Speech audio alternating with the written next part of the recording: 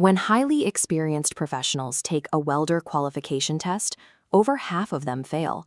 Years of muscle memory allow a welder to adapt to bad fit-ups or dirty metal on a job site, but relying on those flexible field habits inside a strict testing booth is exactly what causes most people to fail. A qualification test is governed by a Welding Procedure Specification, or WPS. This document specifies the exact voltage, amperage, travel speed, and gas flow rates allowed. It operates as an inflexible legal recipe for the weld. Success is not a measure of raw talent. The test evaluates your strict adherence to administrative procedures and metallurgical discipline. The boundary conditions for your thermal cycle are determined before you even strike an arc. If your test plates are poorly prepared, no amount of hand skill will rescue the joint. Looking at this chalk cross-section of a V-groove, notice what happens when the root gap varies by as little as 1/32 of an inch. The required amperage to maintain proper penetration immediately shifts. That sudden inconsistency either blocks penetration entirely or blows a hole right through the root. The joint is also threatened by mill scale, a layer of iron oxide formed during manufacturing that acts as a thermal barrier. It possesses a higher melting temperature than the base metal itself.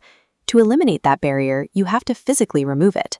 You must grind the surface to bright metal, extending at least a 1/4 inch back from the joint edge. If you skip these preparation steps, you introduce erratic heat sinks and trapped contaminants. The metal's physical limits are already compromised before the welding machine is even turned on. Once the weld begins, many test takers experience technique drift. They unconsciously fall back into comfortable movements, like weaving the puddle, even when the WPS strictly mandates straight stringer beats. On the left side of this split screen, we see what happens when the travel speed drops too low. The molten puddle rolls ahead of the arc.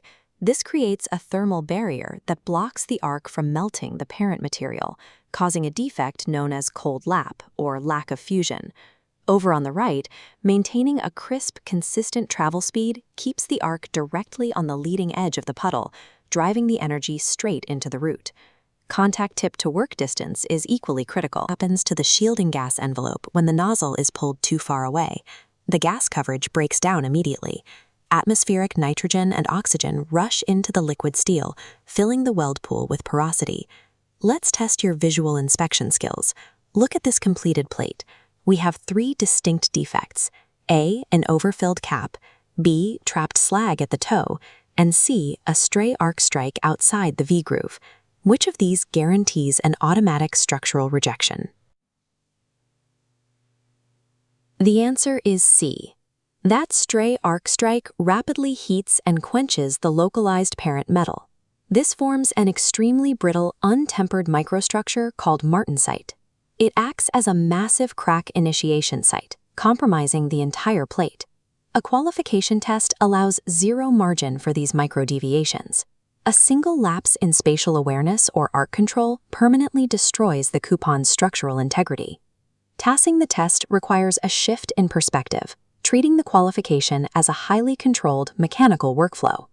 To execute a perfect test, you follow the steps chronologically. Grind the plate to bright metal. Verify every parameter against your WPS. Only then do you lay down a clean, fully penetrated root pass. Between each layer, aggressive interpass cleaning is mandatory. You have to completely strip away the slag with a wire brush and a chipping hammer to prevent inclusions before depositing the final cap. Everything distills down to 5 baseline rules. 1. The WPS is law. 2. Grind to bright metal a 1/4 inch back. 3. Feather all your tacks. 4. Maintain a tight arc length. And 5. Absolutely no arc strikes outside the V-groove. By following this rigid framework instead of relying on field habits, you systematically eliminate the variables that cause failure and secure your certification.